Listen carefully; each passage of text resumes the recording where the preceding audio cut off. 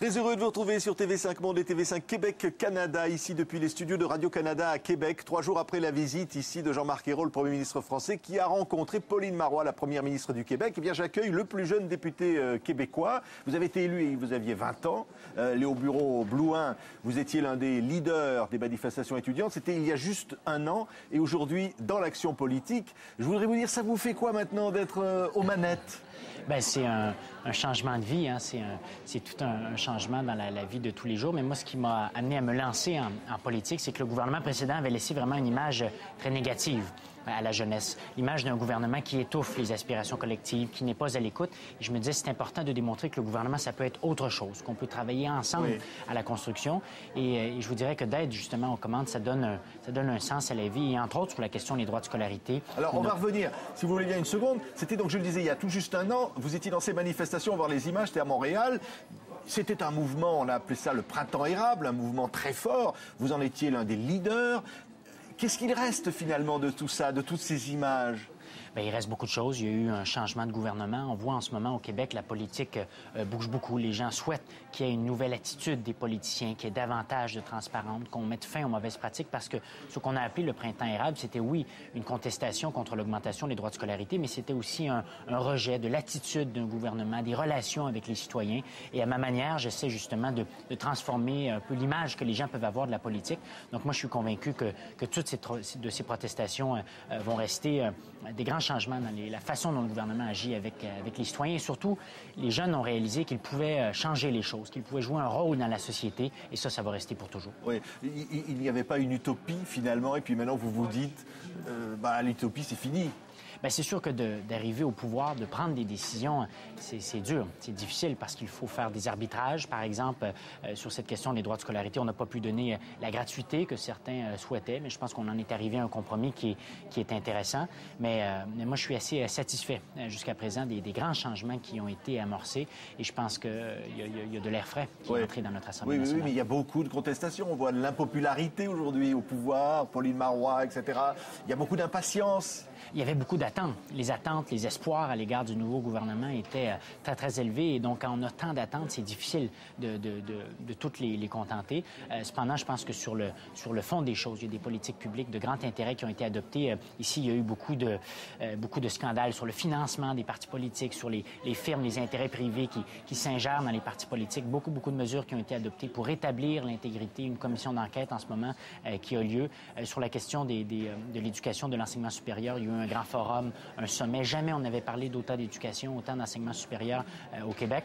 Pour ma part, par exemple, je vais entamer au courant des prochaines semaines une tournée du territoire québécois pour renouveler la politique jeunesse, l'attitude du gouvernement à l'égard des jeunes. Expliquer les choses, renouer le lien avec les citoyens. Exactement. Alors, on va voir des images. C'était le 17 septembre 2012. Vous appelez ça ici l'assermentation. Vous faites donc votre entrée à 20 ans à l'Assemblée nationale du Québec. J'imagine une émotion très grande. Vous êtes ce jour-là le plus jeune député de l'histoire du Québec. Oui, c'est beaucoup d'émotion que d'entrer dans l'Assemblée nationale, qui est un lieu qu'on voit habituellement toujours à la télévision, où on voit dans les documentaires avec les grands politiciens et politiciennes de ce monde. Donc, je dois vous avouer que quand je suis entré dans ce lieu-là, il y a eu beaucoup d'angoisse. Beaucoup d'angoisse de dire, bon, mais maintenant, qu'est-ce qu'on fait? Il est où le manuel? Par où on commence? Et là, il vous a fallu prêter serment à la reine d'Angleterre. Tout à fait. Alors ça a dû être très dur pour vous, l'indépendantiste. Hein? Oui, bien, c'est sûr que pour l'ensemble des souverainistes, des gens qui souhaitent l'indépendance du Québec, mais c'est malheureusement un passage obligé. Donc, on serre les dents et on le fait. Mais Léo Bureau-Blouin, dites-moi vraiment aujourd'hui, ça a un sens de souhaiter l'indépendance du Québec?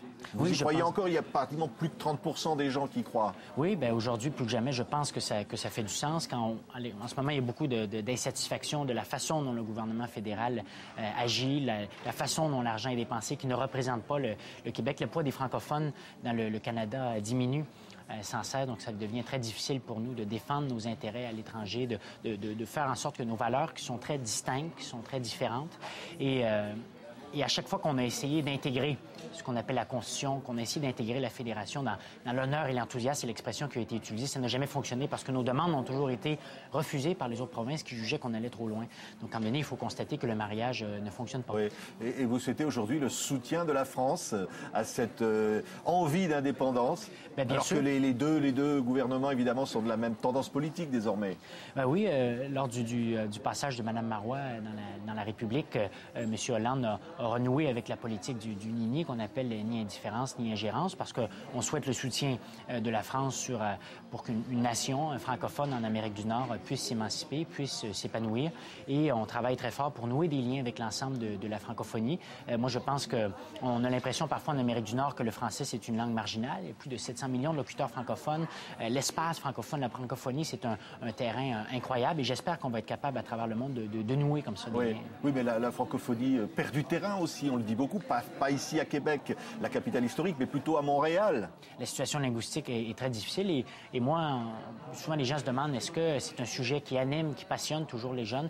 Moi, pour ma part, la langue, c'est un sujet qui m'anime beaucoup parce que je pense que ce qui nous distingue en tant que peuple, en tant que nation, ce sont les expressions qu'on utilise. C'est la langue qu'on parle et je pense que ça nous définit.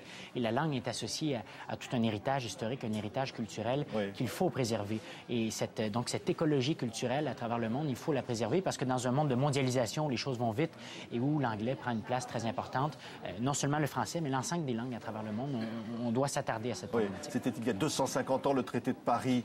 Un jeune comme vous, la nouvelle relève de la politique québécoise, ça a un sens, toute cette histoire?